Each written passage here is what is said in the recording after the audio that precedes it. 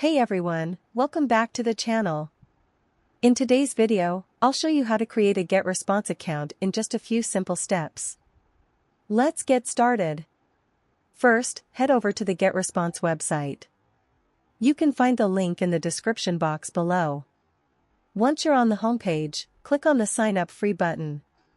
You'll be taken to a sign up page where you can start your 30-day free trial, no credit card required. Now, just enter your name, email address, and create a password. Make sure your password is strong and secure. Then, click Create Account. Check your inbox for a confirmation email from Getresponse. Click on the verification link to activate your account. And that's it. You've just created your Getresponse account.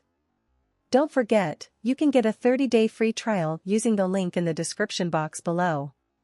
If you found this video helpful, make sure to like, subscribe for more quick tutorials. See you in the next one.